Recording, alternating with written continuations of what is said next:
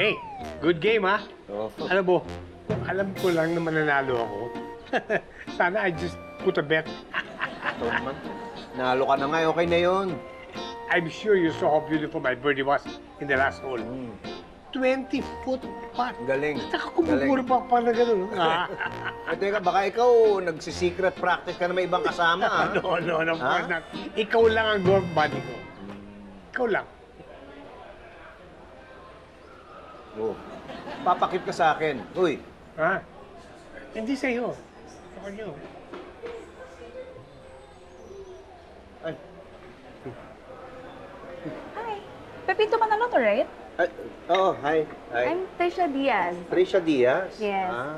I'm with the Philippine Golf Team. Ah, talaga? Ah, ito yung nanalo sa tournament sa US. Yes, yes. Okay, congrats, ha? That's me. I just wanted to introduce myself. Hi, Trisha. I'm Tommy Jones.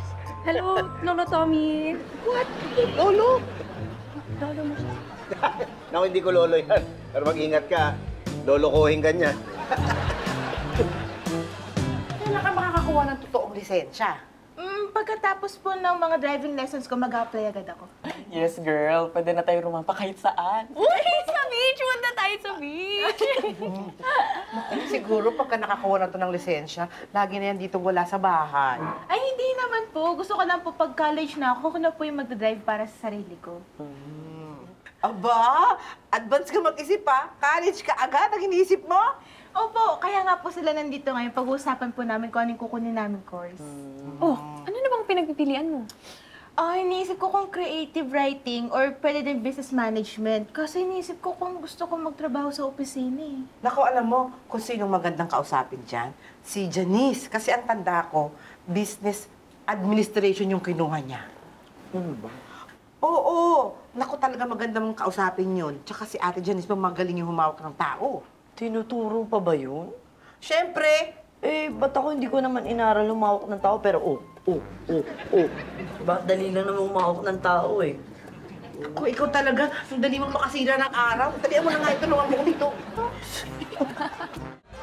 I wanted to invite you sana sa tea time tournament namin. Ako kasi yung organizer. Ah, talaga? O, ano yun? Sorry, hindi naman ako professional. Baka mapahiya ka lang. Media managed kasi for the tournament, kaya I'm trying to get celebrities. Ay, mas lalong hindi ako celebrity. Alam mo, yung mga totoong artista na lang imbitahin mo siguro. Well, I invited other celebrities naman, but this is a tournament for a cause. And I've read na mahilig ka sa charities.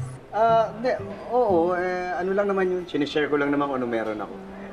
I can testify na ako yung isa sa mga tinutulungan niya many times. O, agree sa akin si Lolo. Si Tito Tommy pala. Saka marami tayong matutulungan na communities dito. Sino ba mga beneficiaries? Well, mostly is mga barangay sa islands na walang access to clean water. Ang mahal kasi ng technology that turns seawater into drinkable water. Millions yung aabutin.